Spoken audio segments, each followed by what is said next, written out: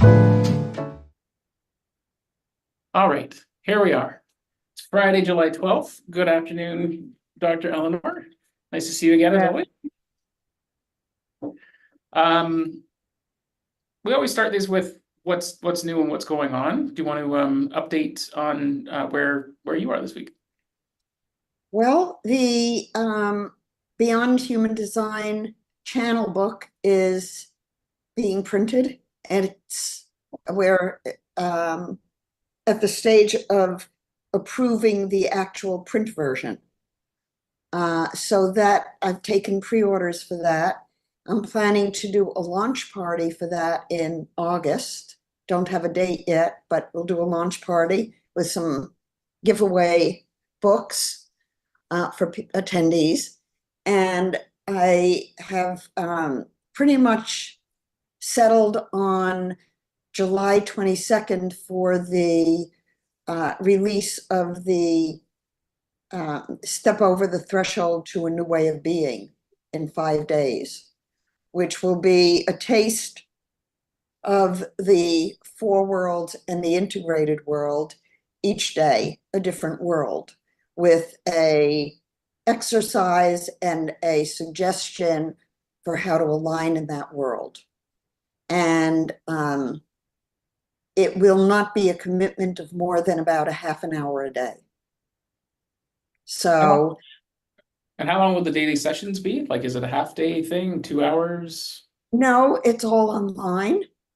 So over the last week, I've recorded all 5 days. And my wonderful partner, Cindy, has turned these slides into very beautiful videos. Oh, good. Okay. So there'll be about not more than a 10-minute video to watch, which will give you the assignment.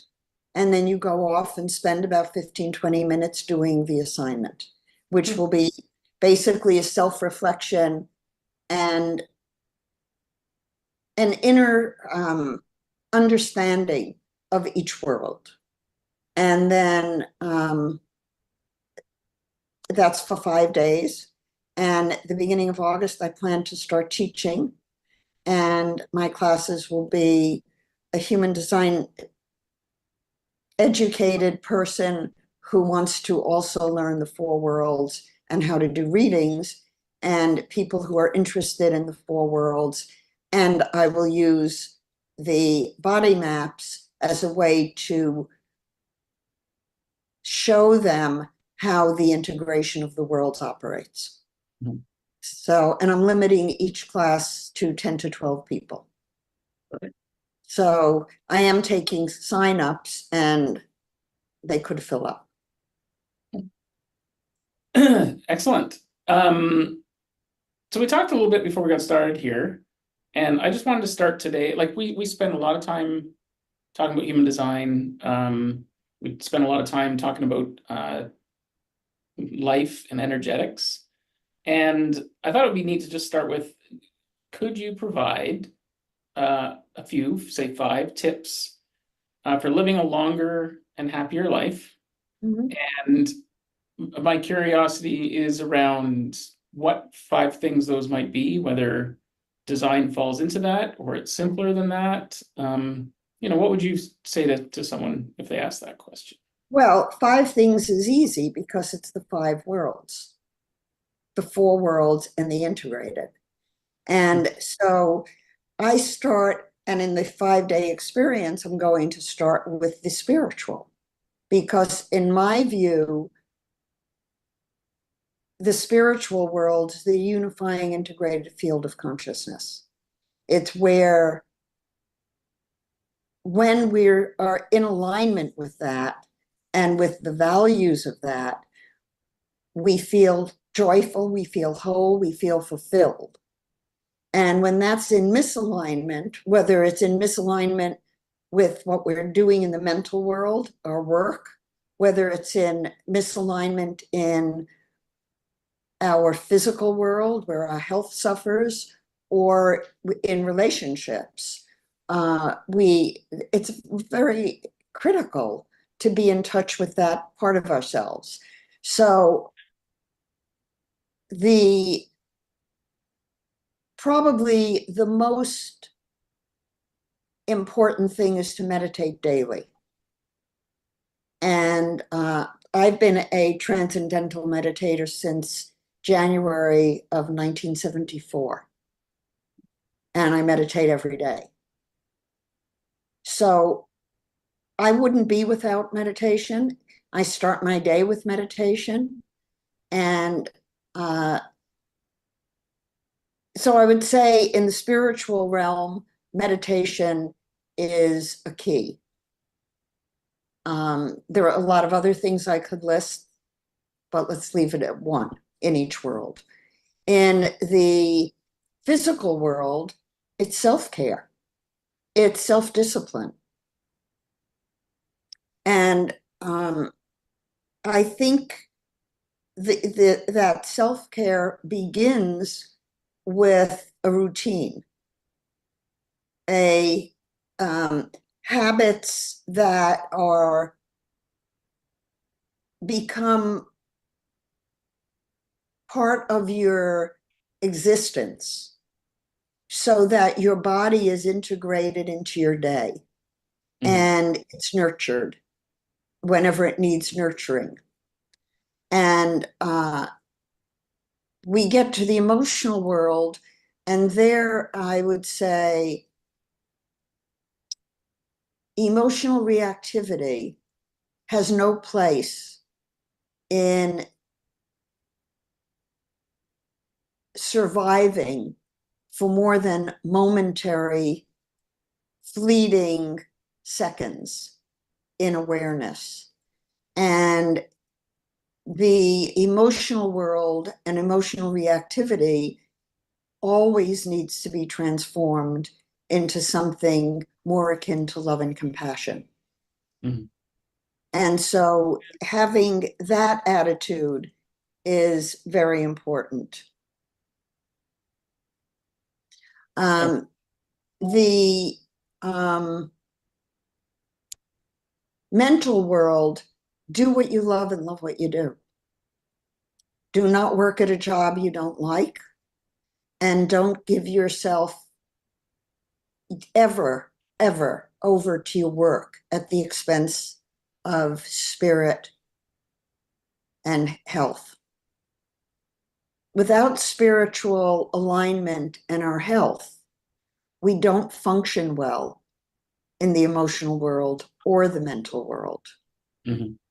So as an integrated being, knowing the balance, not only within each world, but knowing the balance of the priorities for you, of the ranking of the world and the rankings within the world of your values is, I think, what makes for longevity. Mm-hmm. As I stumble over the word. Yeah, well, hey, it's a word we're all looking to stretch. So, but then there was 5. So in the total integrated, is there a tip for all 4, or would you say would that be perhaps that meditation? When you're integrated, life becomes a flow, and every day, each step of the way, I certainly in my life feel God's hand. I'm not doing anything. I'm being guided to do. And as I move from one thing to another thing, there isn't stress or effort. Mm-hmm. So, and I don't think about it. I think I said to Marvin yesterday, the more I think about it, the more there's no way I can teach a class with an agenda and feel like I'm doing my job. Right. And in fact, when I write, I get out of the way and it's written. So I take my mind out of trying to control anything about my day. Mm-hmm. which doesn't mean that there's no discipline.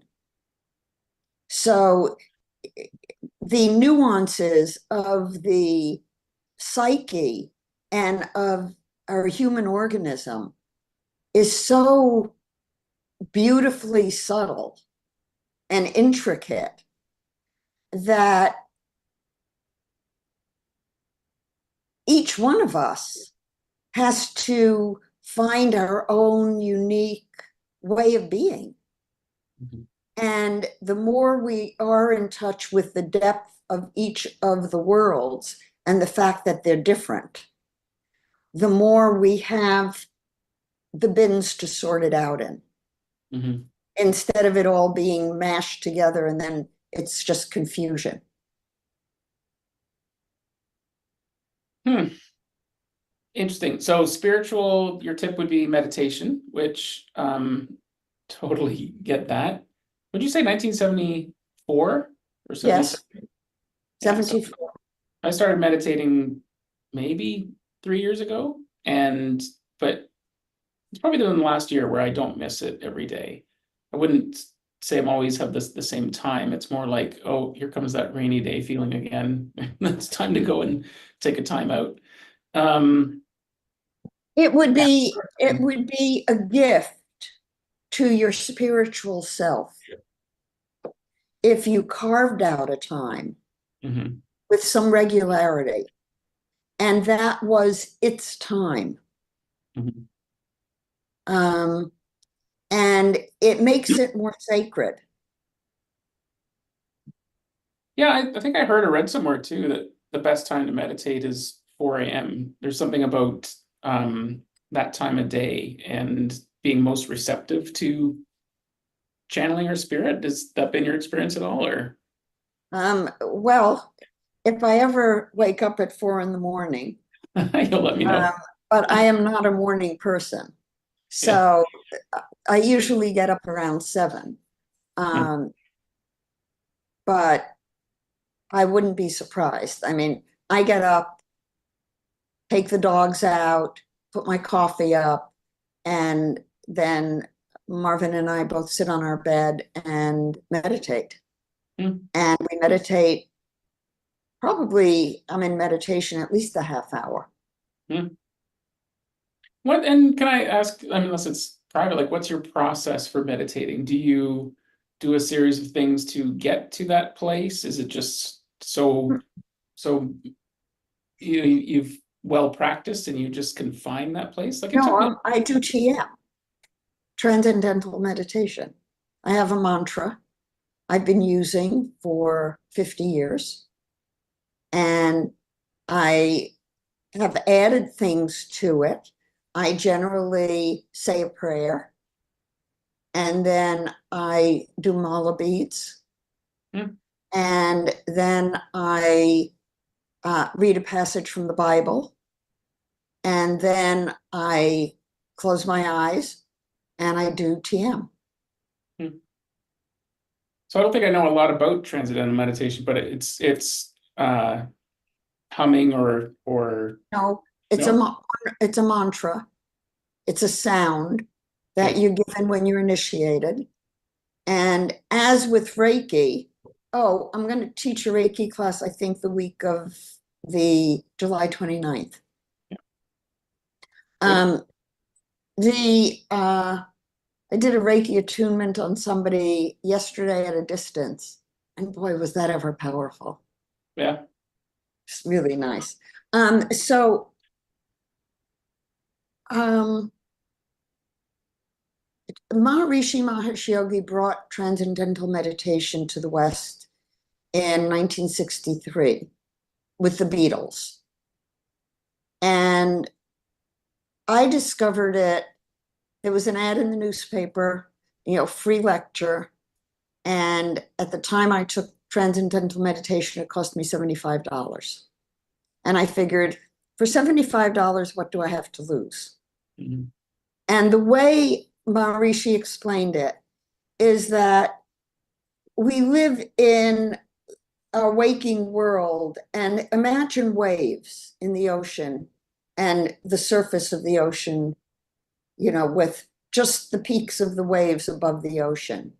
So much of our depth is in the other worlds. In fact, if you look at four worlds, then 75% of our consciousness is under the surface.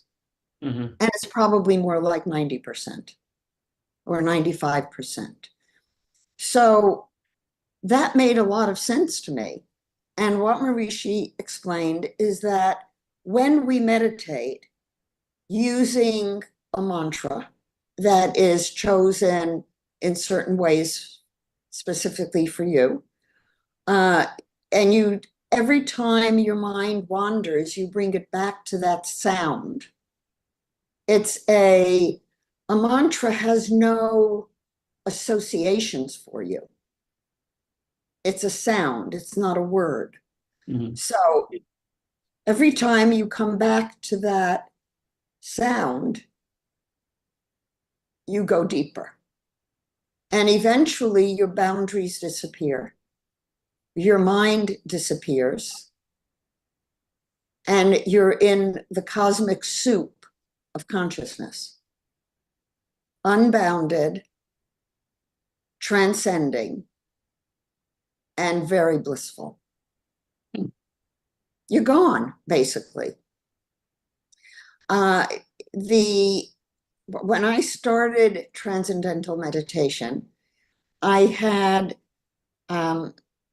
decided about a year before that I wanted to scuba dive, but I didn't know how to swim. So I signed up, and this was the middle of the winter in Chicago. I signed up for a scuba diving class. And first night, the teacher wanted us to swim 8 laps in a lap pool.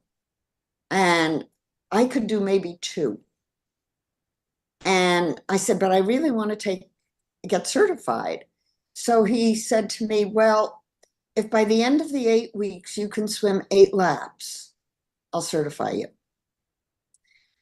Went to the University of Chicago phys ed department, got a tutor, took many swimming lessons over that 8-week period, and swam 8 laps. And then I began to swim. And I was stuck at swimming 8 laps.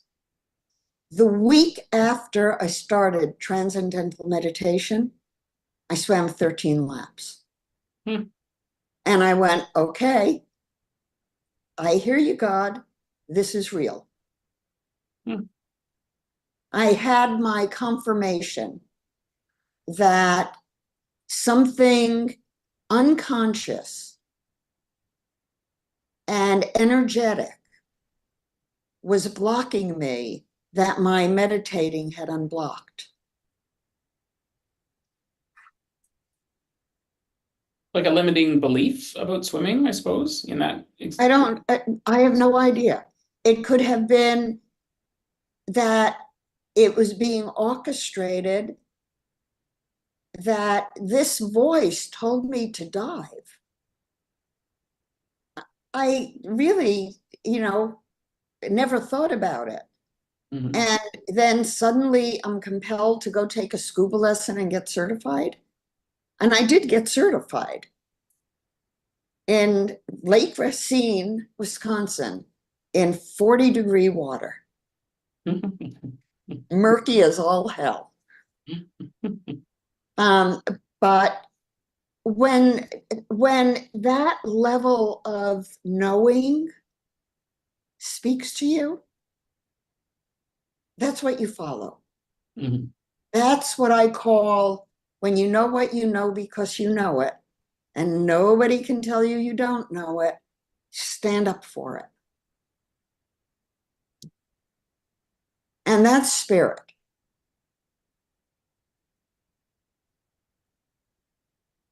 Mm-hmm.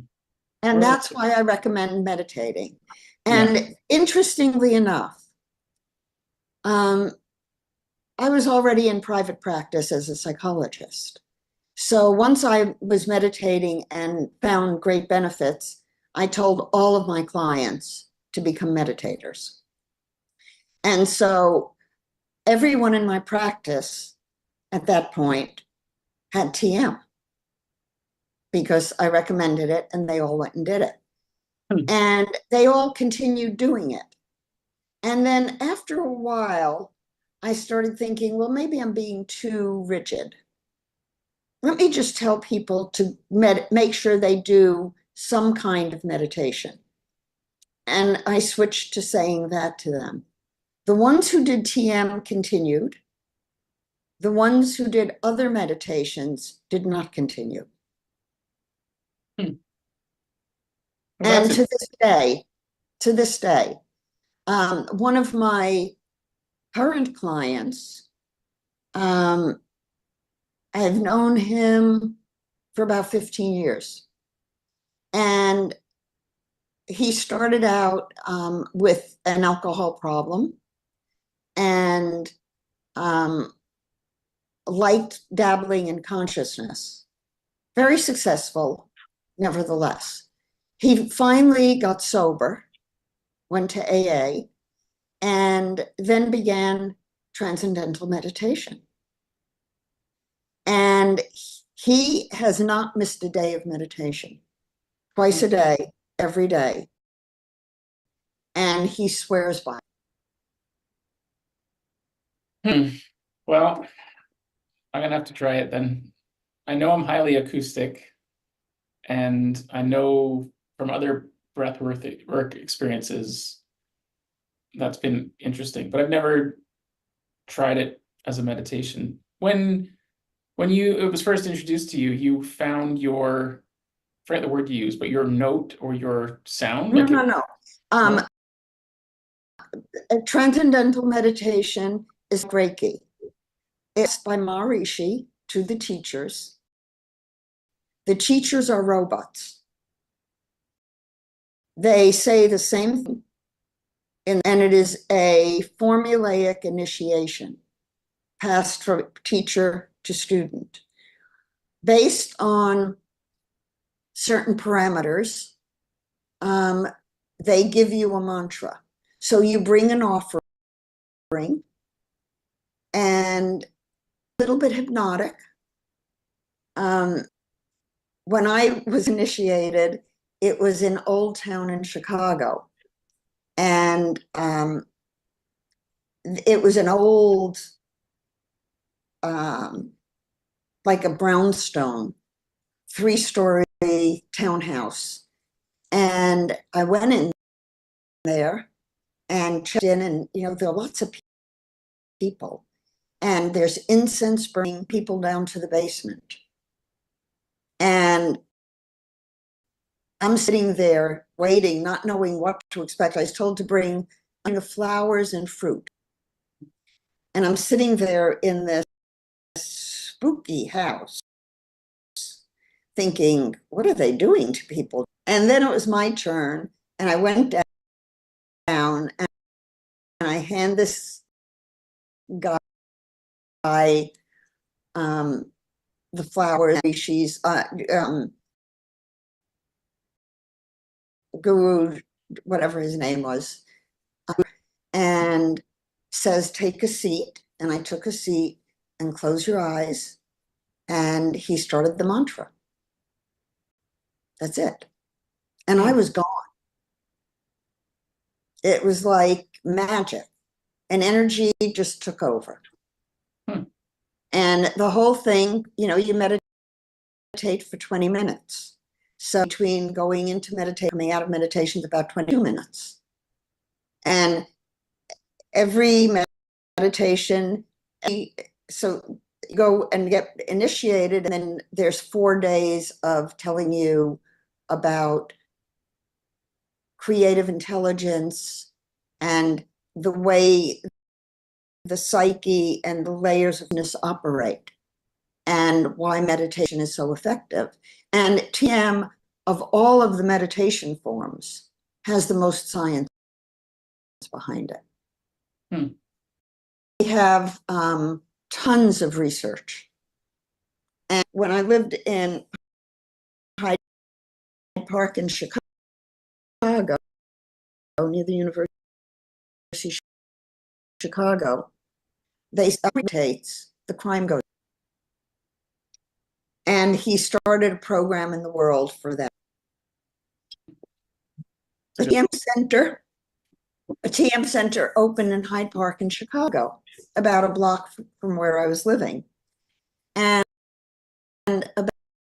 about 3 or 4 months later, the newspaper wrote an article that the crime had down in Hyde Park for the first time in 30, 40 years. And they didn't know what to attribute it to. I was involved in the TM Center and taking advanced courses, as well as treating some of the TMs therapeutically. And I happened to know that 1% of the Hyde Park population had reached 1%. So consciousness will spread peace.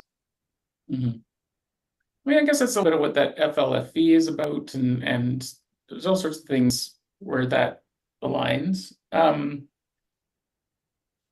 Yeah, I'm personally very interested. If I were to go down the path of transcendental meditation, do I go find a TM center in my area? Is that Yes?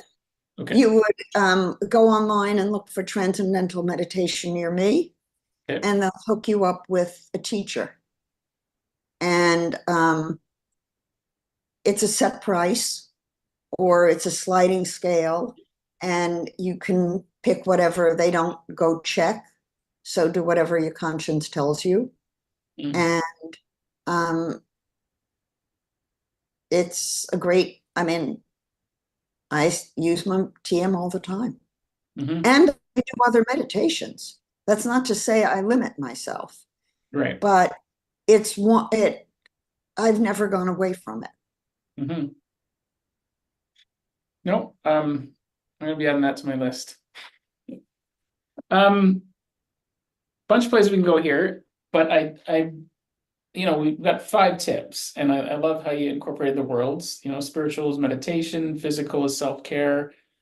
That's been huge for me in the last 2 years, and it really is having a big impact. It's yeah. Anyways, what did I want to say? I wanted to say,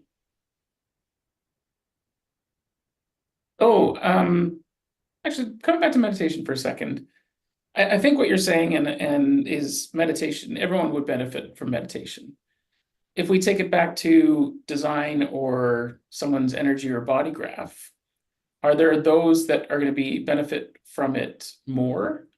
For example, from where I'm sitting, I'm thinking a very open head in ajna. To me, it's just I just had noise in my head for years, and I thought everyone had that same noise until I learned to turn it off. Would meditation be more practical for someone with an open head in ajna? Is it irrelevant? More.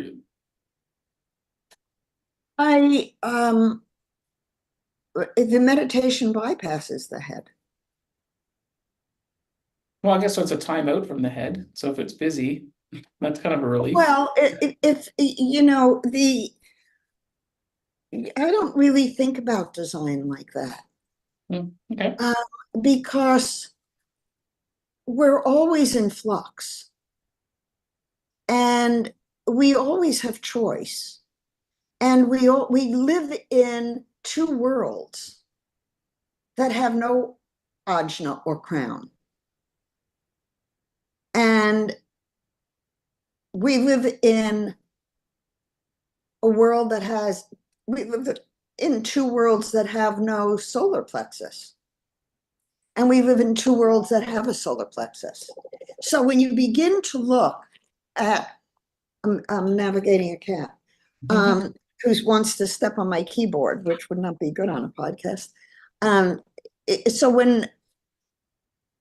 if you think about it that way, and you begin to look at the structure of the matrices, and Ra came up with 3 of the 4 matrices. I came up with the 4th one, which the voice had told him existed. But when you look at the structure of them, it's very clear that we're very dynamic within our consciousness. And we're not always supposed to be on all cylinders consciously all the time. And that's why we go to deep sleep. And in deep sleep, we have no crown and ajna. We have no solar plexus. And we are functioning on autopilot. Mm-hmm. And in sleep literature, deep sleep, which is delta sleep, is described as being as comatose as you can be and still be healthy. Mm-hmm. Is that the same as REM sleep then? No, Like, no, no? no, no, no. Okay.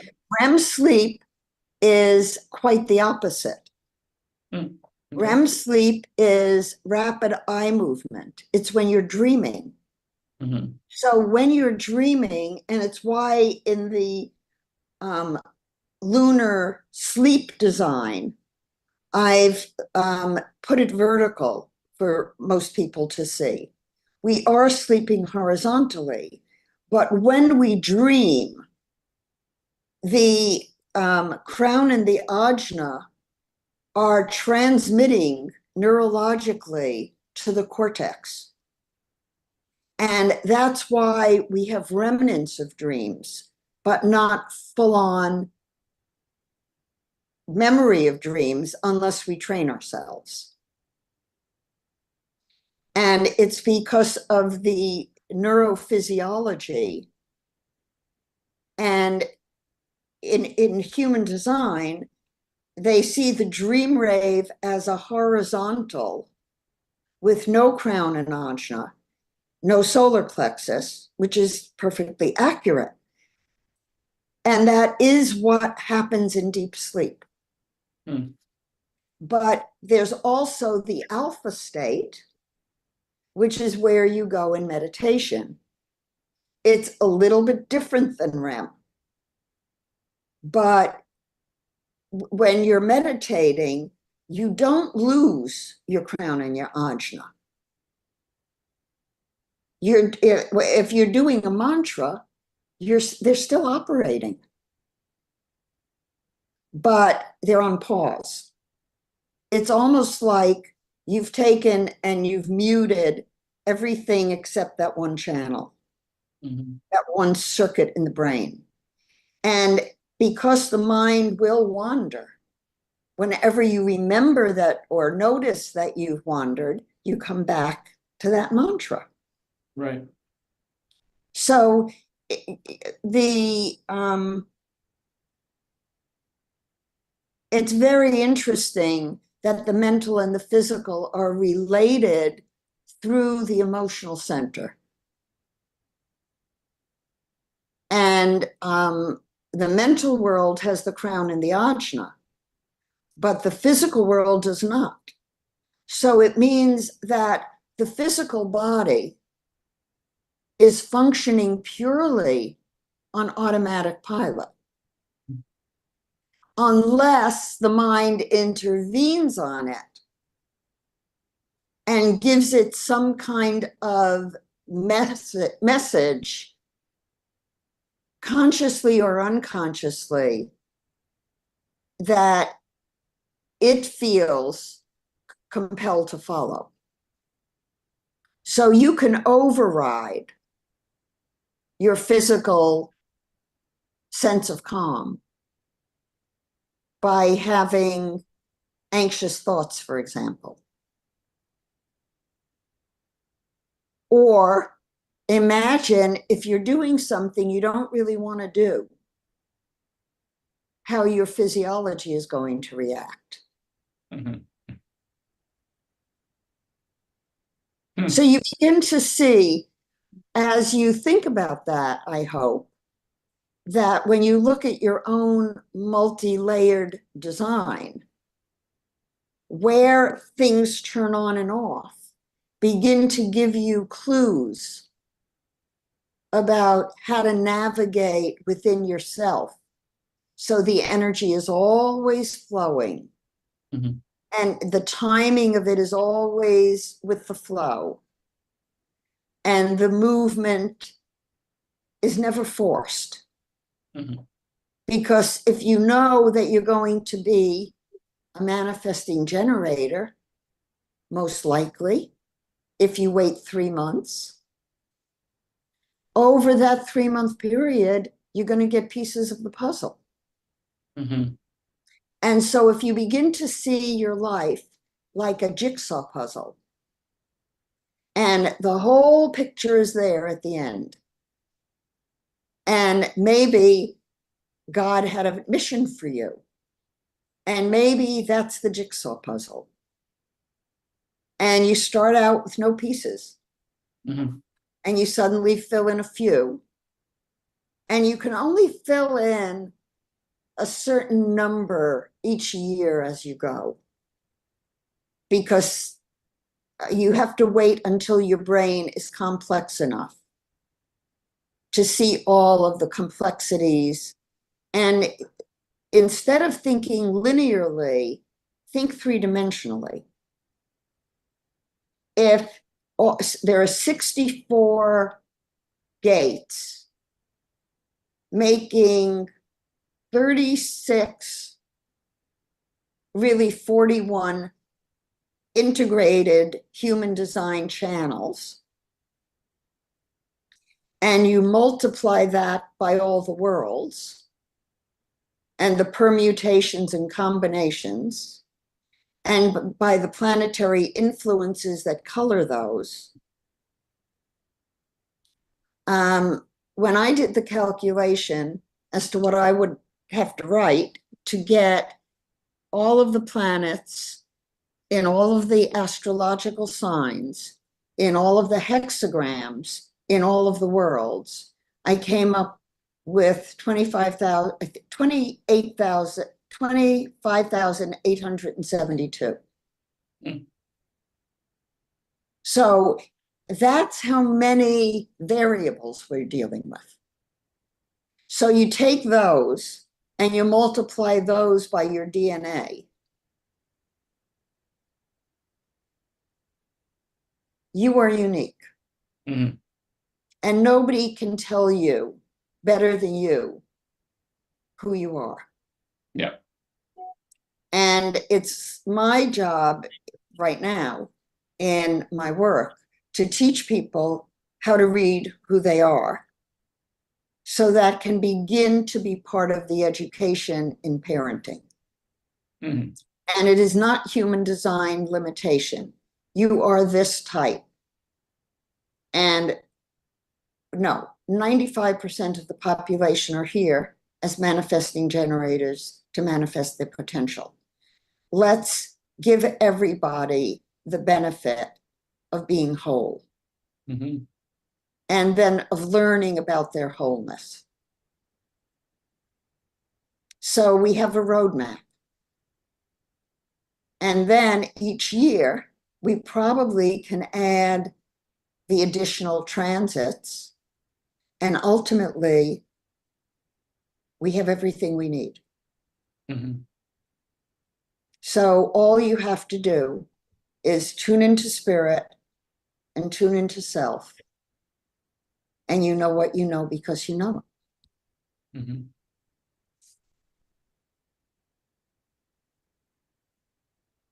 What you need is the scaffolding on which to hang what you know.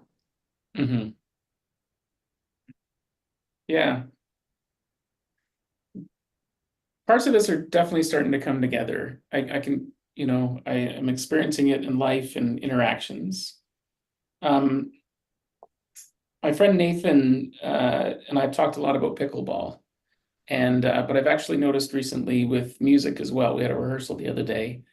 I go in and out of enjoying what I'm doing, but I also go in and out of being good at what I'm doing, because I can tell them in my head and not just enjoying the moment. And but I see it, I sense it, So, I can Sean, correct it. Mhm. if it were ideal, that would be like what? If what were ideal, like a particular. If you were in the space of full consciousness and in the flow, in the ideal world, if you were in paradise with it, it would be like what?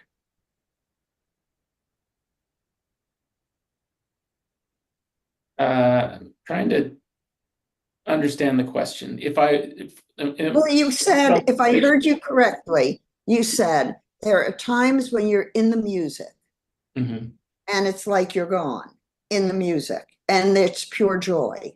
mhm, And then there are other times when you know what you're doing and you can't get into that joy. mhm. So I'm saying to you, if one of those states or a different state than either one of those is the place you'd ideally like to live in your music, it would be like what?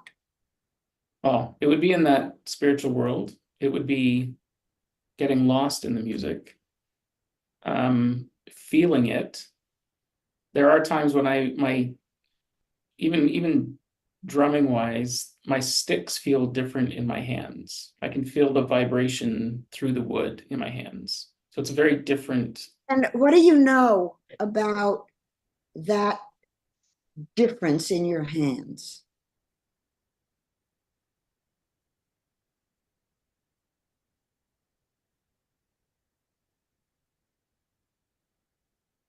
I was grounded, settled. I was really in it, as in uh hyper focused on what I was doing, but not focused in a work practice standpoint, just lost in it.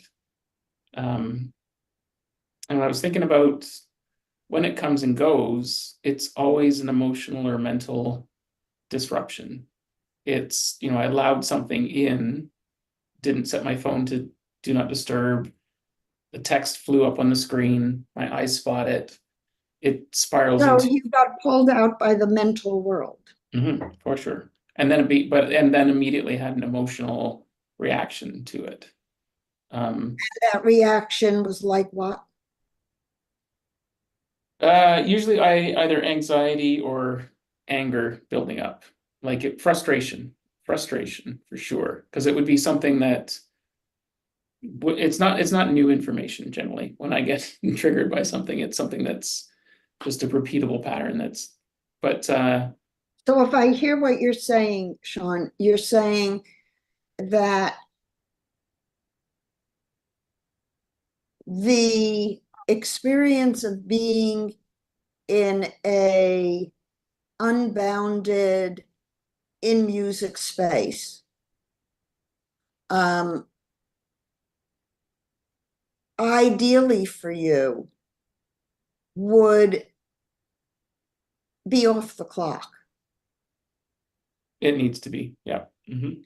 and that what gets in the way of that is when you allow the mental world, the reality world, to interrupt that sacred internal space Mhm.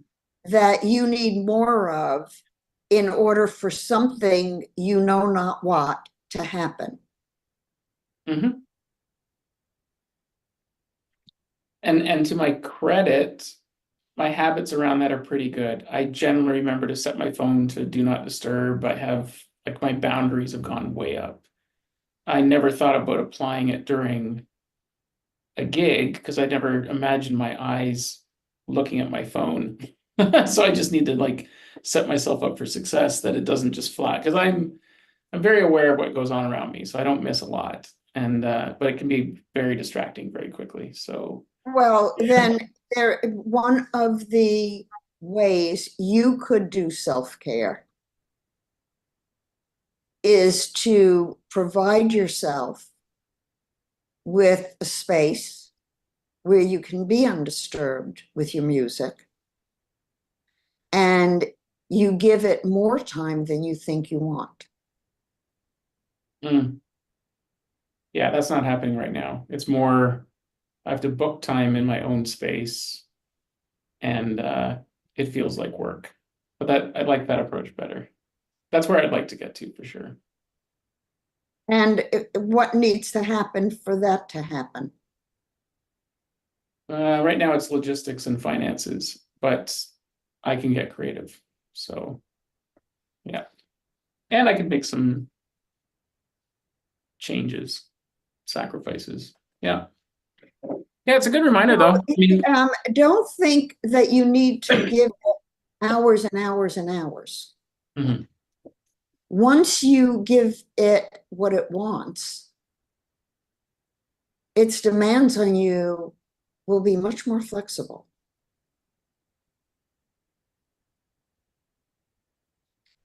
Imagine your child wanting some attention, and you keep putting it off. I'm sure you remember as a parent how much more demanding that child became. Mhm. So, given that we're dealing with parts of ourselves that do not have language, the language internally is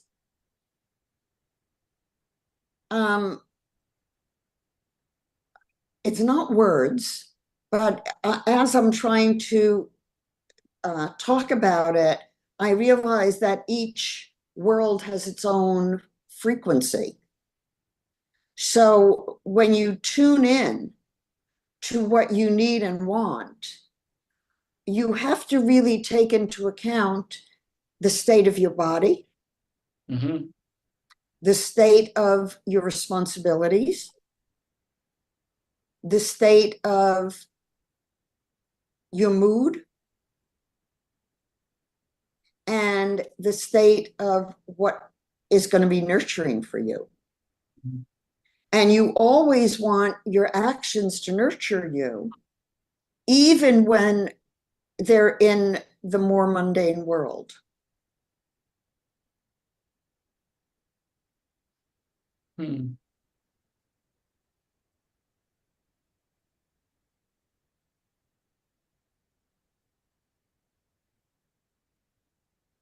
Yeah, I have to sit with that, play with that. Hmm. It's why I'm going to teach a 4 world class, Sean. Mhm. Yeah. Yeah, Because it's the layers, and it goes back to the human design system, which is a synthesis. Now, Ra brought it to us and said, this is a synthesis of the tree of life, chakras, astrology, and the I Ching. Now, what he included those disciplines, but he didn't know those disciplines.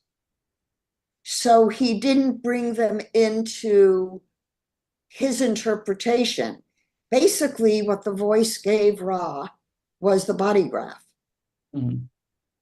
And then later, he heard voices about the centers. But type and certainly tone, colors, bases, the PHS system, the Penta system, all of those things were not there when Ra transmitted everything the voice told him to Marvin and me. I have access and copies of all of Ra's notebooks in my possessions to this day. Hmm. And there are sketchy diagrams, but there is no information. about some of the things that were later interpreted. Mhm. And in any system of interpretation, we want to test it. We want to know that it's empowering people and not disempowering. And what I do know, having taught psychological testing at the college level, and that involves not only testing, but statistics and teaching statistics. So what I do know is that the body graph does hold up scientifically, structurally. The circuitry as defined does not hold up statistically. It's a good story, and many parts of it hold true.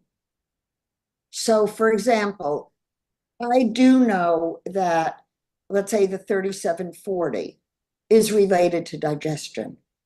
I've validated that clinically on so many people that I know it's real.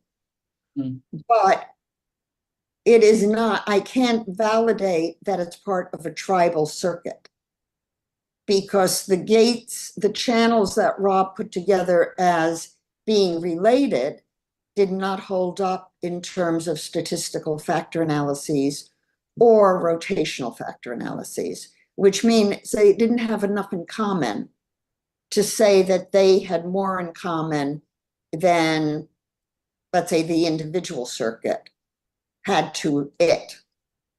So I think we need to look at ourselves and how we feel and make the assumption that you know best about yourself in all levels. Mhm. For let's go specifics. 3740. I don't know much about that channel.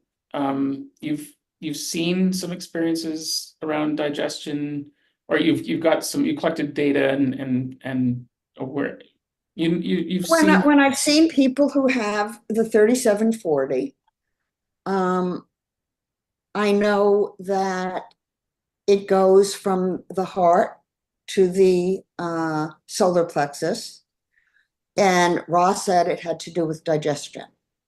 So I often will say to people who have that channel, and if you're around the wrong people, or if you're in a situation when you're eating that doesn't sit well with you, you may have digestive problems. And they usually say yes. So I've done thousands of cases, and I validated that people confirm that that seems to be related to digestion. The specifics of it, I don't know. Mhm. I do also know that people who have gate 50, which is a gate in the splenic center that relates to, it's the 50-27, it's between the splenic center and the sacral center. And people who have that, especially when they sleep, wake up in the morning with a sense of angst, as though they've been given a mission while they're sleeping and they don't quite know what it is. And I've confirmed that with almost every single person who has the 50th gate, especially in the sleep design. Hmm. Speaking of sleep, speaking of dreams, speaking of meditation, I think I've told you this before, but I basically never dream, or at least have no recollection of them. Like not even if it happens, I remember going, oh wow, that was a dream. I'll remember it for about a second, and then I'll find myself going, what was it about? What was it about? Like it's already gone. I just know that it happened. Mhm. It's just there and it's gone. Um, So a couple of questions. Do you keep a journal near your bedside with a pen? No. Um, Okay, that's what step one. okay, can do that. Step two, do you, before you go to sleep at night, say, I'd like to remember my dreams? I've been trying that lately. So, Good. and I remembered one the other day for a little longer, so that was good. So trending up. Um, do you use an aura ring at all? Or do you use a sleep app? Do you know how much deep sleep you're getting? I've been using an app that kind of tracks my sleep. It connects with my watch, but I haven't used it recently, actually. I'd like to get back to that. When you used it, how much deep sleep were you getting?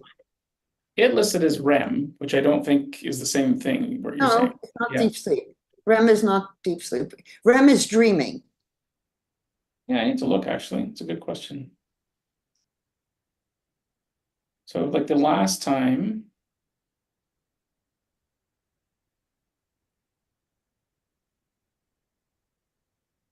hmm,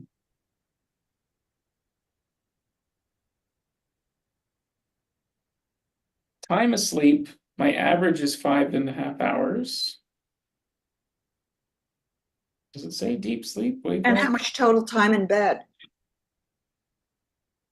Uh, almost 7. Mm-hmm. Uh, this doesn't actually break that down. After a sleep, it gives me more detail, but it doesn't seem to show it in the summary. Um, but it would, at least for REM, it would say between 10 minutes and an hour. Like it wasn't a lot. So I don't know how No, much. that's very little. Yeah. There may be something interfering with your sleep. Hmm. Uh, if you actually, my daughter offered you her program, and I believe it's live now. Hmm. So she is an expert on sleep. Hmm. And if you're not getting a lot of deep sleep and you're not getting a lot of REM, you're not going to be really well rested. Hmm. So I'd really recommend following up and taking advantage of her program. Yeah. Yeah. Funny enough, she popped back up on my radar yesterday and I subscribed to her YouTube channel. It just like appeared. So so the timing's interesting. Hmm. And when I did the sleep work with Ra and wrote the what we call the triple design matrix, um, I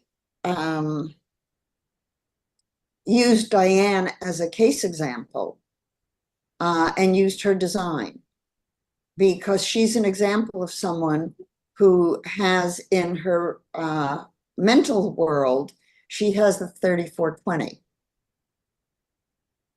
And then she loses it. And it's very interesting when you begin to realize that the human design body graphs, all of them, all the worlds, are showing us structure of the impact of cosmic forces on us at critical periods in our development. And that those matrices are giving us the model of our consciousness in a three-dimensional way. So imagine if you put all of the matrices together three-dimensionally, just like the tree of life is a three-dimensional image. And if you take the tree of life and you make it a cube, you have the cube of space. So what we're dealing with is a phenomenal model of consciousness. Hmm.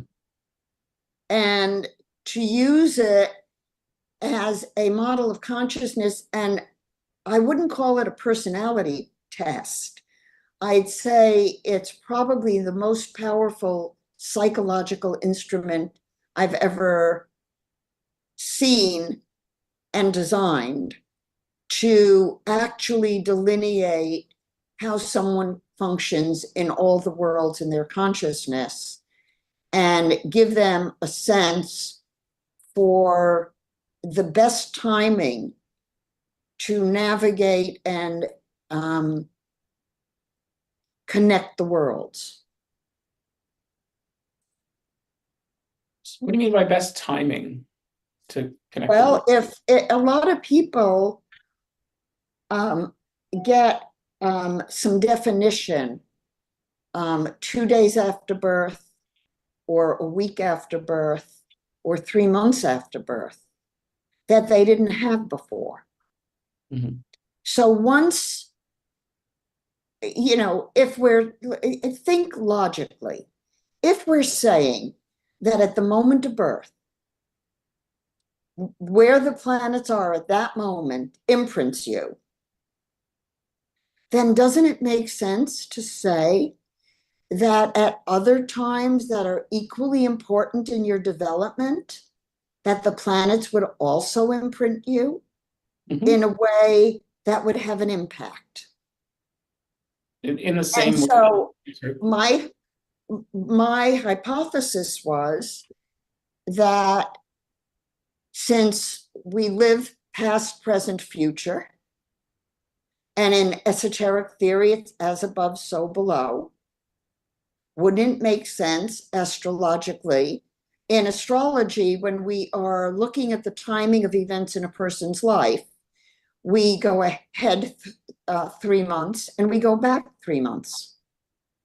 It's called a secondary progression or a converse secondary progression or solar arc. So we're doing the same thing that design does. So all I did as an astrologer was say, okay, let's move ahead the 3 months of astrology for the mental world, because that's what astrology is measuring, and so is design.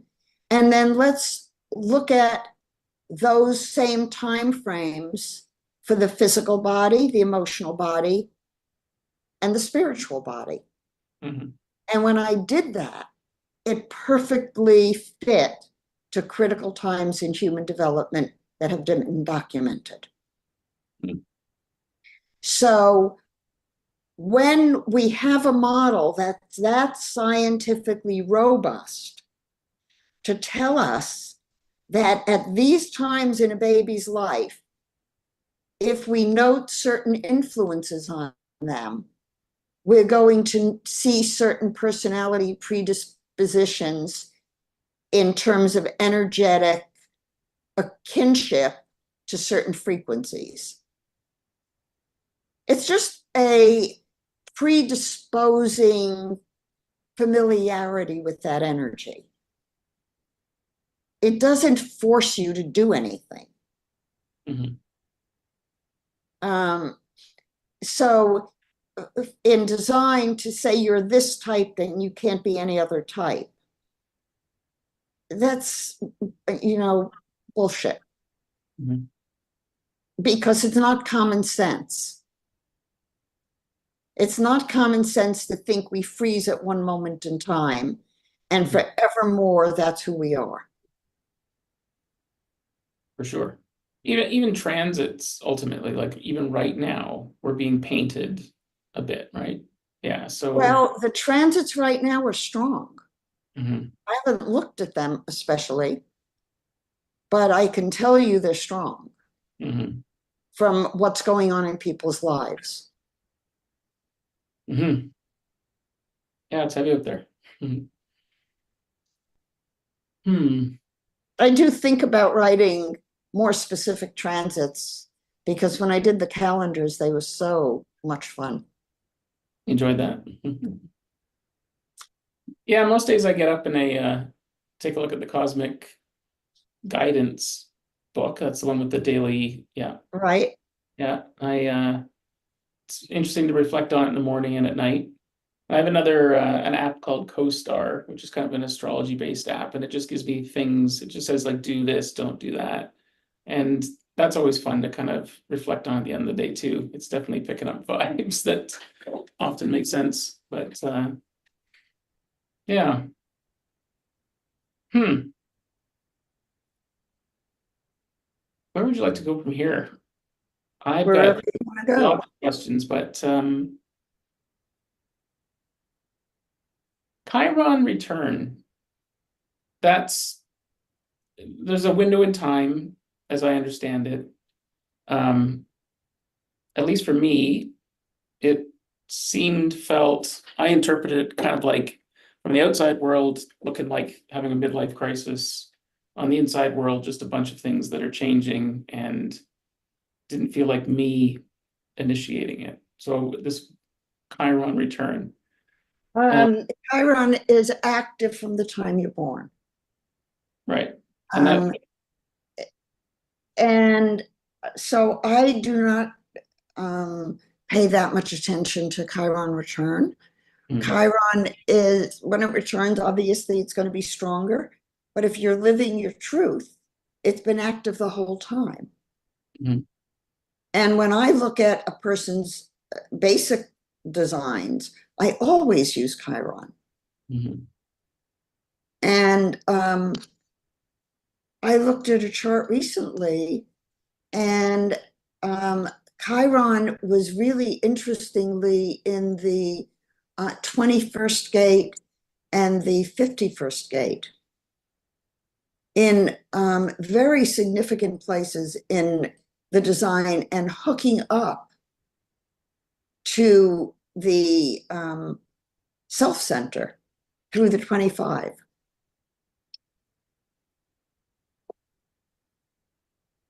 In the Magi astrology, a little bit more esoteric astrology than usual astrology, they believed that Chiron was the key planet of giftedness, of talents, and of consciousness. I believe because it was discovered in 1891, I think, something like that. It's been here this whole century. No, it was 1781. And so it was noticed and then ignored. But in 1977, it was bona fide discovered. And so anyone born in the 1900s had the influence of Chiron. mm, And so you could also look at it from the standpoint of some of the transiting planets, like Pluto is now in Aquarius. That's a whole new energy. mm. And you've been working really hard on your own inner process for the last 3, 4 months, if not 3 years. But I know since you know me, you got shook up a bit. Yep. Um, yeah, you said what it's strongest when Chiron returns. So at least by my understanding, that was about 2 years ago. Maybe it was 3 years ago now. And what gate is Chiron in your chart? 21 line 1. And is that where it always is? Uh, that's a good question. I don't know that. I will look.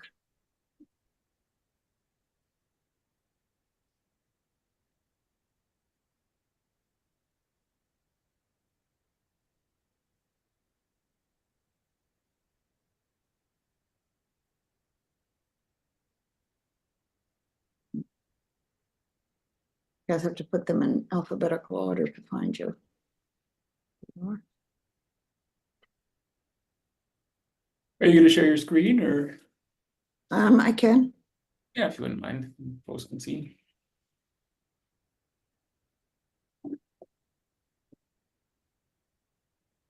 Now, let me make this a little bit smaller so you can see it.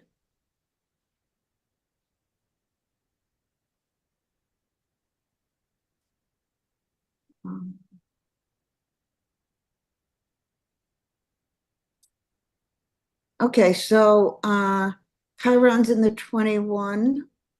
It never moves out of that gate or line. So in other charts, it could, like with other folks, it would actually Oh might move. yeah, oh yeah. Oh, wow. Sometimes it shifts gate, and sometimes it moves back and forth.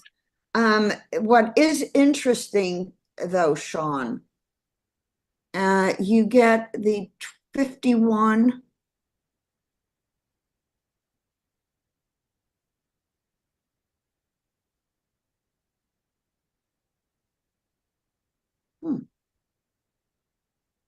Why did it look that way? That's not right. 40, 25. I don't see you getting the 25. Oh, there it is. Okay. You get the 25 in the postnatal lunar, and it's Venus 25.5, and you get the 51 Mercury,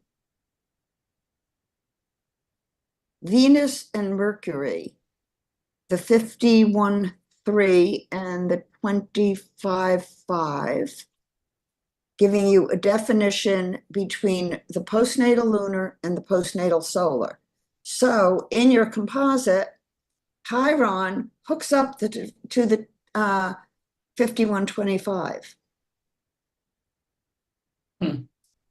Did you know that? No, and I don't really know the significance of that. Well, think about it. What do you know about the 25.51? Not a lot. Well, what little do you know? It's a channel that goes from the heart to the G center. Okay, so I'll give you guys a little insight by thinking logically. We know that the only channel between the heart itself and the throat is the 21.45. So what do we know is essential for life? Breathing. Right. And the channel of taking in oxygen to the heart is the 45.21. It is very key. Then we know in the lungs, once we get it to the heart, it goes to the lungs, and the oxygen then circulates to the body. So the heart is circulating oxygen to the body through 51.25. Immune system, 26.44. Digestion, 40.37. Oxygen is we're activating the energy of the body, and Ra called that channel initiation. And he said it was the first of the mystical channels. Now, why would he say that? Because if you think about the physiology of oxygen and it's circulating to the body, it's the creative spark of intelligence. Nothing happens without oxygen. So the fact that the oxygenation of your body is coming through Chiron, what does that tell you, Sean? What do you know about Chiron?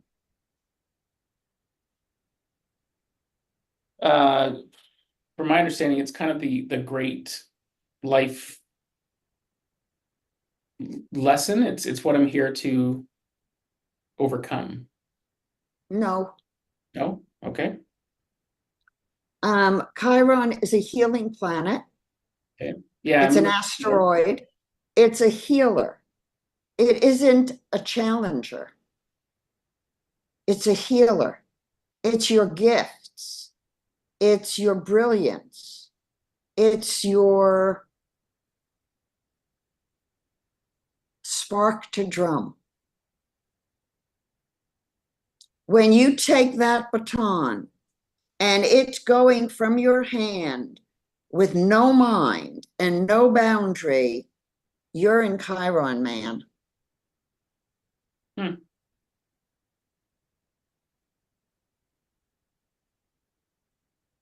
So then clearly I drop in and out of Chiron. So it's about focus, intention. It's about you taking that energy and directing it internally, not externally, toward what empowers you. Look at your self center. 1, 2, 3, 4, 5, 6, 7 out of 8 gates in the self center. If you're not doing what you came to do,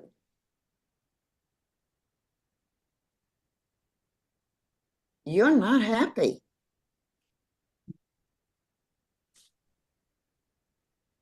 That's interesting. Yeah, I've made a life of putting other people's needs first all the time. So there isn't a lot You of me. have the 4629, Mhm. and you uh yeah. Well, you probably, Sean, were a good student of your parents. Good student of my parents. Mhm. You As in, wanted to be a good kid. oh yeah, yeah, oh, for sure. So you had to be in the mental world. Hmm. And auras and sensitivity and watching that their child's breathing changed when it shouldn't have wasn't part of their consciousness. Hmm. Whoa, say that again. Watching when If you're I had breathing. been, if I were a parent of a child who's sensitive, Mm. and I was, um, you watch the aura. You're not talking about behavior, you're talking about spirit. You're empowering the child's spirit over the mental world. We're reinforcing the wrong messages to our children. Get A's in school, behave, do this, do that. Yes, but teach them how to do it in a joyful way so that they're living their truth. Hmm.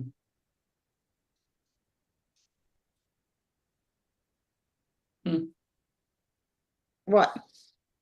Well, it's just that got a lot. I'm gonna have to sit with all that. It's I process real time. So, um, looks like I got a bunch of people in the chat. Do you want to answer? Go for some questions and stuff here. Sure. Uh-huh. Um, Can you put the question on the screen? I can't because the Zoom's separate from this. Okay. It'll appear for others. You won't see Okay. it where you are. Okay, let's just start with this one. This is from Mundane Mystic. Hello, I have an open solar plexus and head in integrated chart. People's negative expressions feel like a kick, feel electricity in my gut. Any advice on how to deal? Um, she has an open solar plexus and what else? An open. Open solar plexus and head in the integrated chart. Um, set your intention.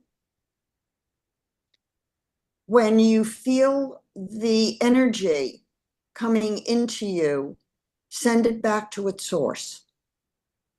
You do not need to take it on. I don't know which of my attunements to direct you to, but if you hang to the end of the podcast, I can do an attunement, and that will give a suggestion for how to release the energy. Do you want me to provide a reminder when we do that, or Yes, what would you like me to remind you of for that? I'll write it down. You're doing it? Okay, perfect. Well, there you go, mundane mystic. Stay till the end.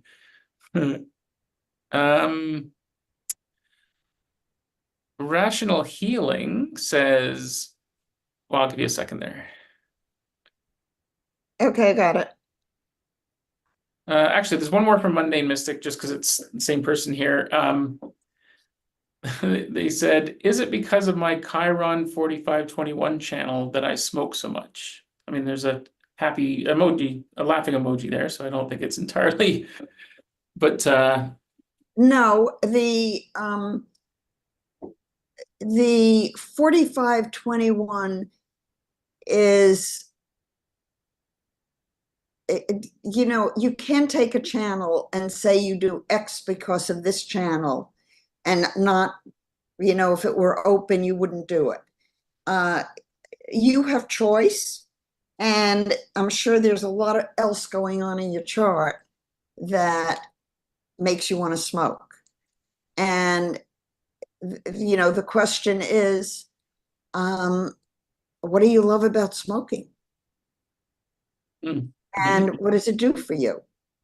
And is there something you would prefer to do than smoke? I mean, if you enjoy smoking and it's something you value for you, then why be critical of it? Enjoy it. And if you think it's not good for you, then find something to do that would be equally good for you, enjoyable for you, and not detrimental. So it's about goals and choices and spiritual values. On that same topic, then, addictions and gates and the like. They do not hold. It doesn't hold it. Yeah. No, I tested that on. I had 100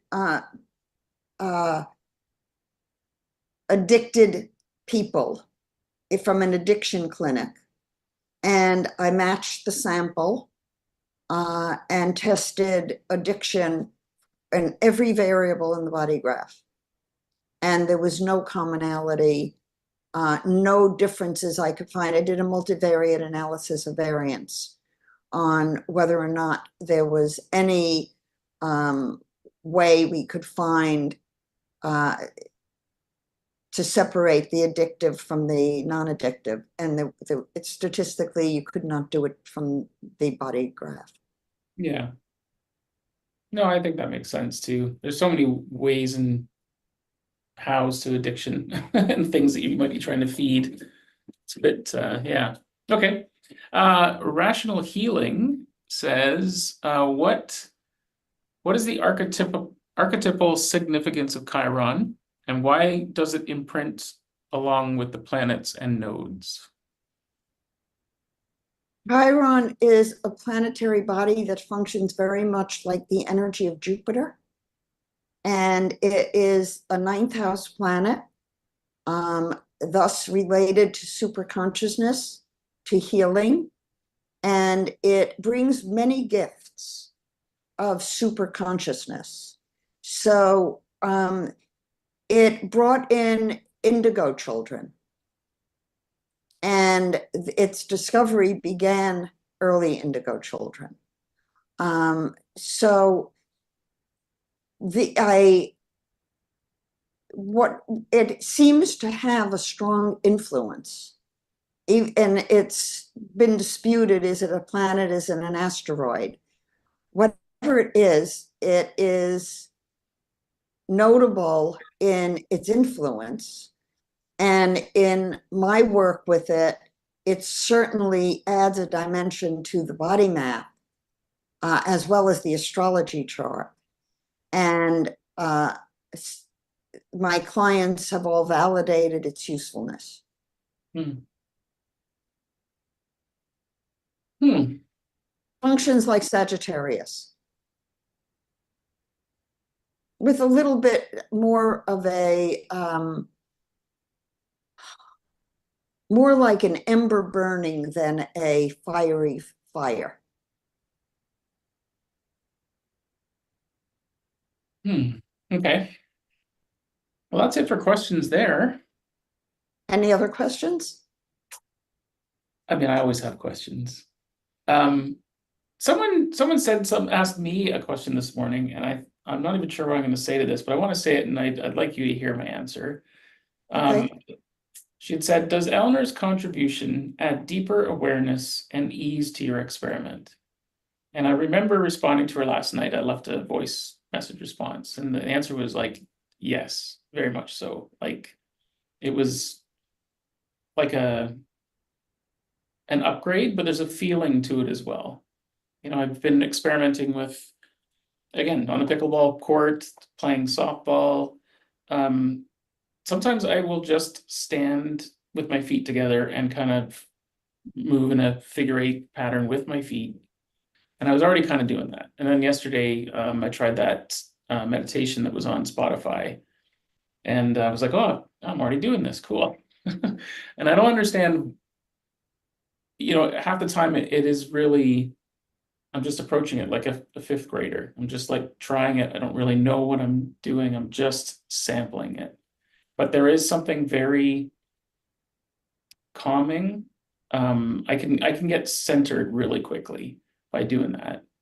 I do have a question. There was a diagram that Cindy shared in one of your webinars, and it is the four worlds, the movement, a pair of feet. In the middle, it said Satsuma. Now, you mentioned Satsuma earlier today. I spent half an hour last week, I recall, just trying to find origins of that word, and I didn't actually see a lot. Like I was surprised at how little information there was. It's the central column. Right. Okay. So in the tree of life, it's the central column. So in a human being, it's the spine. Mhm. In the body graph, it's the penta. Um, and so in ourselves, it goes from our sacrum, from our coccyx, all the way up the spine and up through the head and out the top. Mhm. And the microcosmic orbit takes the energy from the navel down around the groin, up the back, up the spine, up through the head, down through the head, out the third eye in the back of the head, and then back down the body, circling at the dantian, near the navel. And it is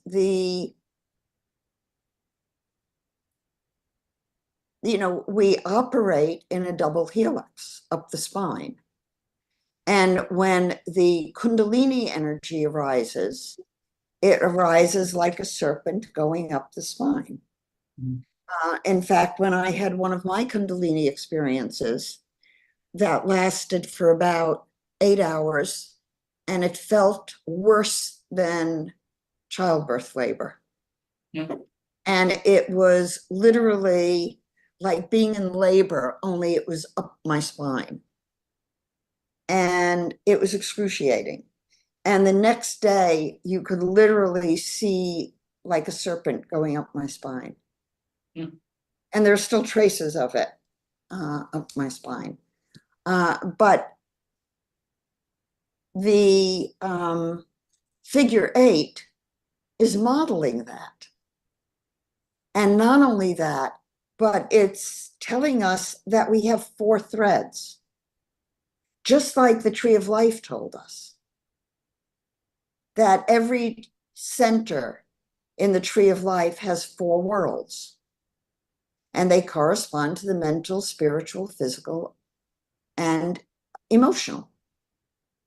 So when you're doing your figure eights, you're reminding your consciousness and you're moving the energy the way it ordinarily moves.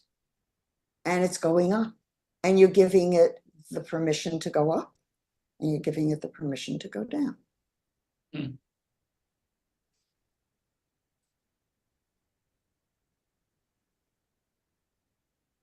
How many Kundalini experiences like that have you had? Like that was a really big one. And I guess at the time, did you know that's what it was? Oh Or yeah.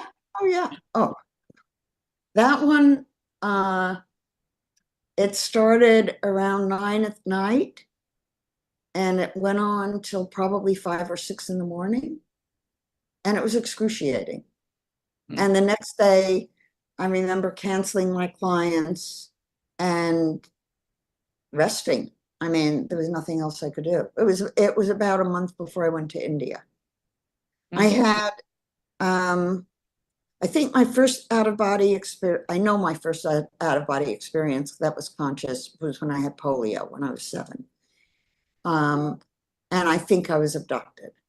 Then, as an adult, my first, well, my first experience with, when I say my first Kundalini experience, but direct experience of God, was a few months after I started having dreams about knowing with a K.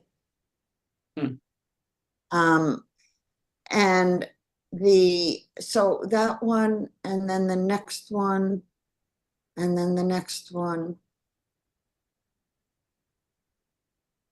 Oh, and then those, and then that one, and then the ones in India. Probably a dozen, Hmm. at least.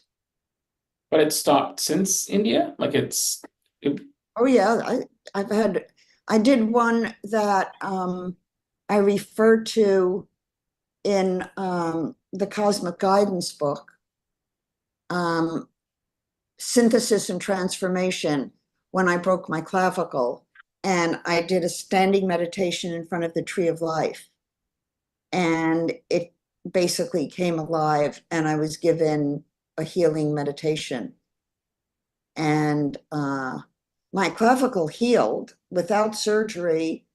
When I broke my upper arm a few years ago, the orthopedist told me it was not aligned. And yet I have no loss of mobility. hmm. And I'm a swimmer. So um, the one of my Kundalini experiences, I was basically paralyzed for 3 hours while the energy moved through me. And then I couldn't feel body boundaries. I was just different. Hmm. And another one in India, my hands and my feet were so hot, and the energy was intense. I literally sat on the floor and couldn't move. Hmm. And it lasted for about 3 hours. And then when I came out of that one, I could feel a buzz in my body, like a frequency vibration. And I thought, how can I live with this? It was so distracting. And then the voice said to me, it's how you know you're aligned. I got used to it. So now, if I want to check, I look for the frequency. And if it's there, I know I'm balanced. And how do you look for the frequency? Well, like if I'm talking to you, Mhm. I'm not paying attention to it. But if I'm talking to you and you say to me, how do you know? Then I scan the feelings throughout my body and I make sure that from the tip of my toes to the top of my head to the tips of my fingertips, the vibrational frequency is uniform. And it feels like energy flowing through the body. It's like I can feel my blood moving. Mm-hmm. So you pause, wait for everything to all systems to check, and then you respond. Like, Yes. yeah, that's interesting. Because as you were describing it, I was like feeling it move through me. I was like from the toes to the top. But it's holistic. It's not like I'm talking to you and I stop talking to you because I'm checking. Mm-hmm. It's an automated, autonomic, I call it, in the axes of awareness that I describe, I talked about a body instinct mind and a feeling instinct mind. Mm-hmm. So if I'm in the body instinct mind, I'm in the energetic field. If I'm in a feeling instinct mind, I'm looking for whether emotionally it's neutral. It's a different energetic frequency on each side of the body. Mm-hmm. And one has to do with automated autonomic nervous system, fight or flight, and the other has to do with emotional reactivity. Right. And the stress response. So one's more splenic and the other's, yeah. Do you have a defined spleen in your integrated? Of course. Yeah. I have a defined splenic center in all my charts. Yeah, I okay. never lost it. Yeah. I have the 58, 18, 48, 16, except in the spiritual, obviously, Hmm. or in the physical, because it doesn't exist in those matrices. Right. Okay. Um, I can't not ask about your comment about the abduction. Could you elaborate on that? You sensed you think you were abducted? Yes, And what do you remember about it? not much. Um, I know that this isn't my home planet. I know that from the time after I remember being in the hospital after a spinal tap, I was 7, and being above the nursing station, knowing they were getting ready to transfer me to this special quarantine hospital. But you were And absolutely from above. Yeah. yeah, yeah. So I had an out of body, and I knew I was watching them talk about me.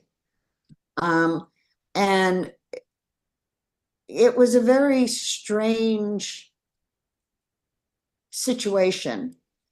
We were visiting relatives in Florida, in Miami, and my sister probably had polio first, and then I got it, and it was the worst headache you can imagine. And we were supposed to leave, and I was in isolation, no communication with anyone. And I was not afraid. And I wasn't upset or traumatized. And I have missing time. Hmm. And when I came back, I sensed them. And my room was a room with 7 windows. It was like a porch, enclosed porch room. Hmm. And it was tiny, but there were 7 windows. And I remember the sounds. And we lived in Brooklyn, not far from Sheepshead Bay. and I would hear the boat whistles. And I started talking about where I came from. And having been to other planets. Hmm. Then, and I didn't focus on it at all. It was just like not even conscious until I began, when I was in college, saying, what was it about my polio experience that I need to understand? And then in 1987, going down the hill from our house to the ocean, I saw a UFO. And I had already, and no, that was before, and then I went out with Stephen Greer on one of his first CE5 expeditions. Hmm. And we didn't see anything, but after that night, I developed a phenomenal allergy to cold, to the point that if I opened my freezer to get something out of the freezer, my hands would turn so beet red that it was excruciating. Oh, I don't know what that was about. It's waned considerably over the years. But I knew Stephen Greer. He was in our home doing some lectures, and very nice person, honest man. My son had an ET in his bedroom, hmm. and also had an abduction experience. Hmm. So, through my adult life, I've had many alternative reality experiences. Cool. Yeah, I Mm, enjoy Not watching Stephen surprising. Greer. Yeah.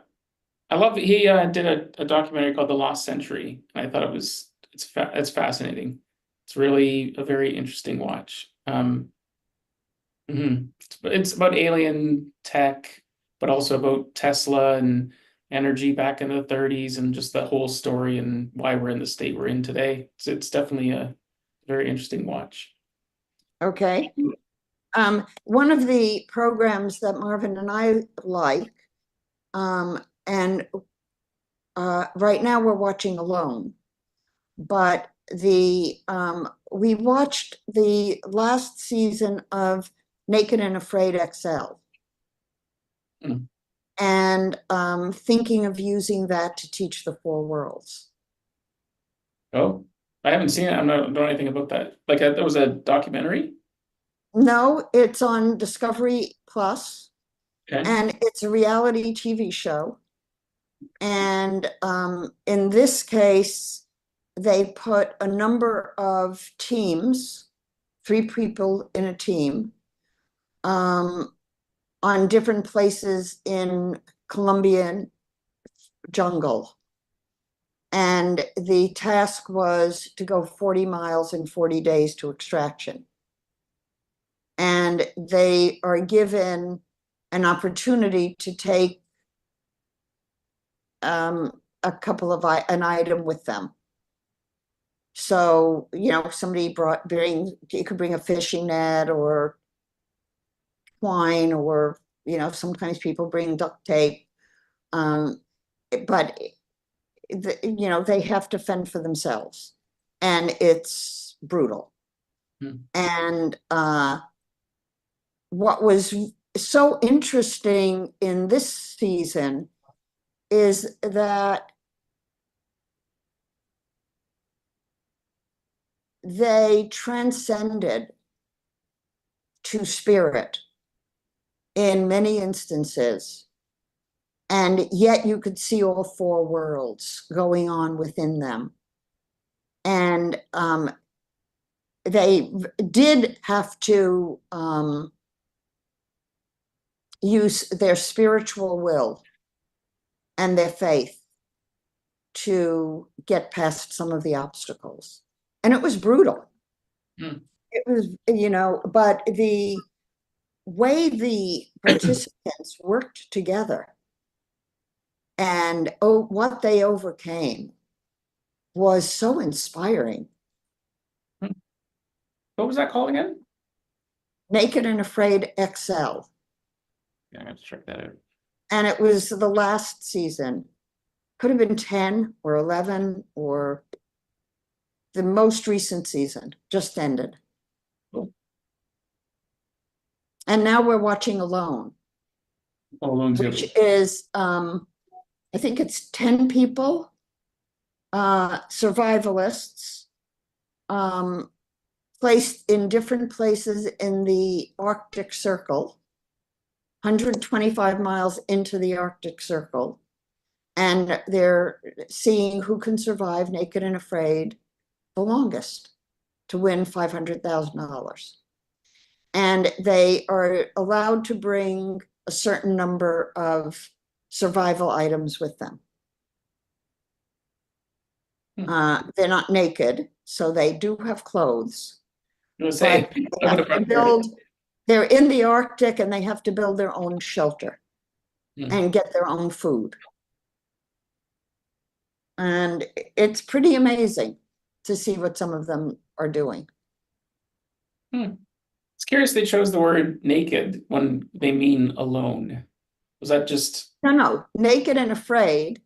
Yeah. They are naked. Oh, they are? Oh, okay.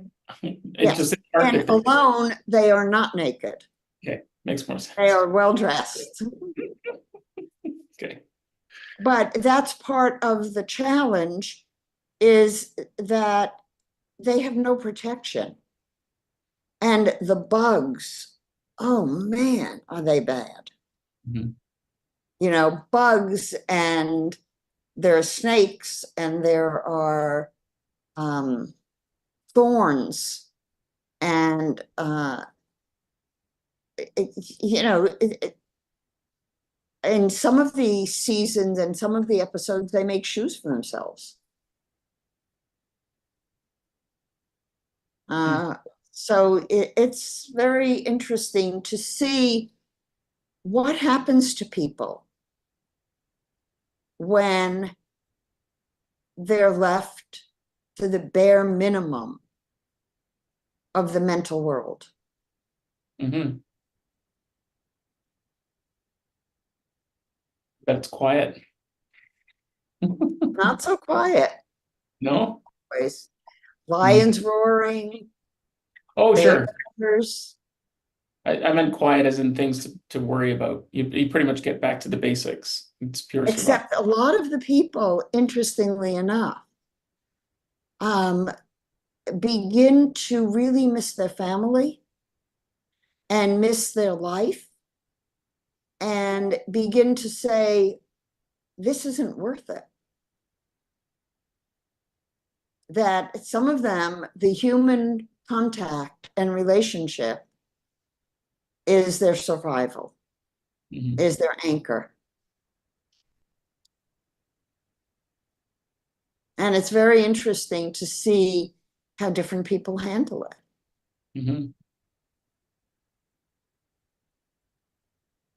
So how are you going to, you said you wanted to integrate it into the 4 Worlds class? Are you going to put us all on a desert island?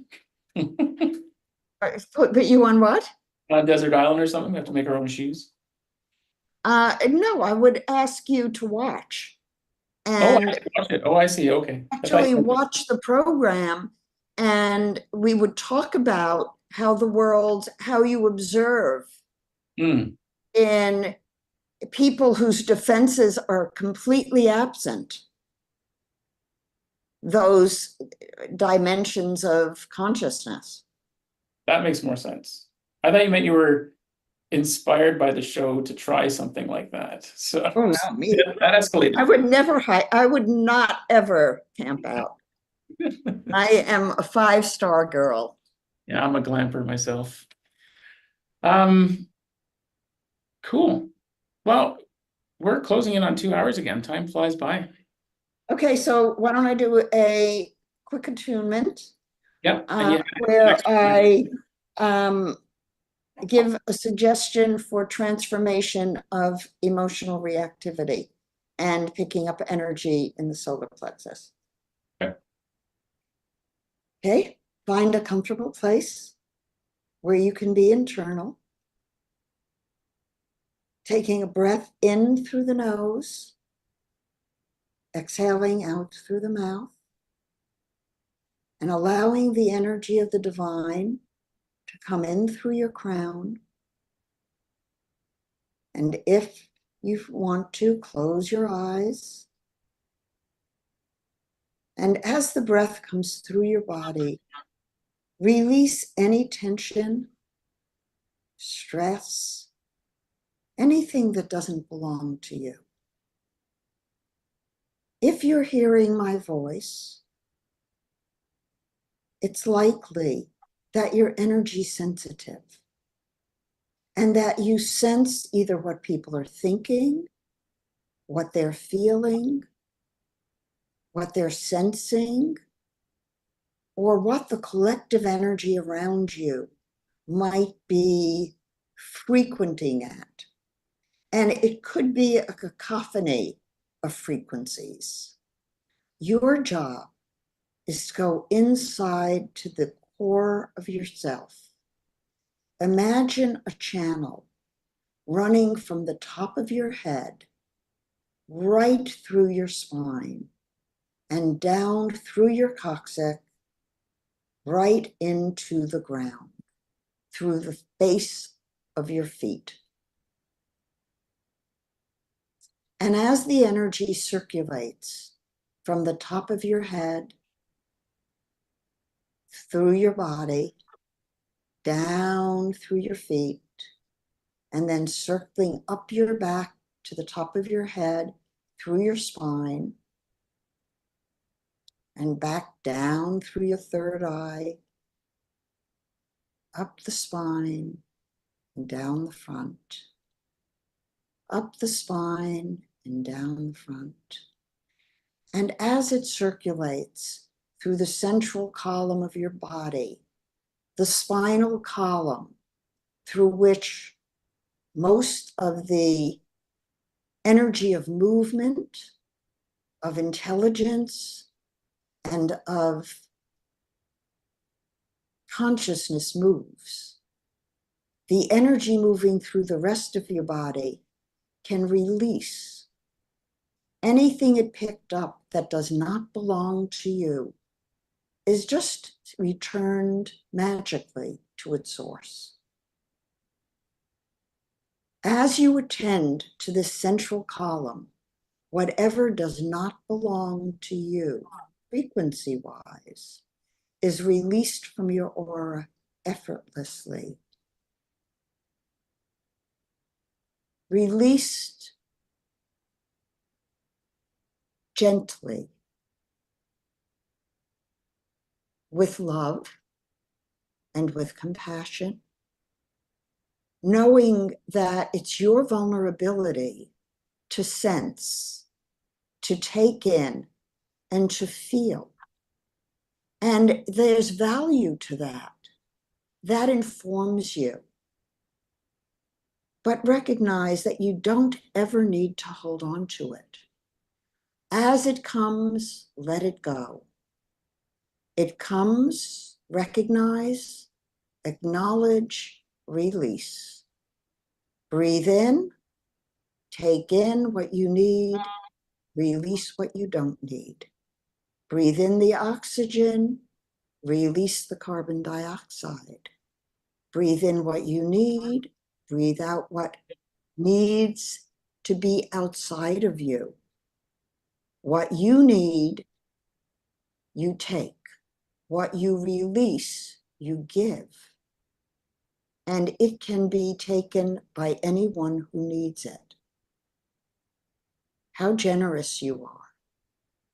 How joyfully you can take and give. Giving and receiving can be simultaneous with no residue. That means you are clear after each breath you take and each breath you breathe. Allow it to circulate for a few moments as you cleanse your aura. That's right. And a deep breath, letting it all out.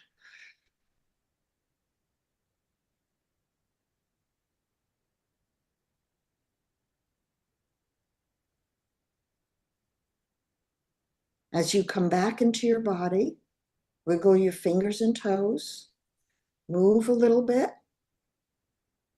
open your eyes, fully awake, alert, and ready to go about the rest of your day. Lovely. Thank you. Enjoy the rest of your day. Yeah, Thank you you. too. Have a great weekend. You And too. we'll connect next week. Yes, Hi to Marvin, eh? will do. Oh, Take care. I can do that. Bye. Thank you.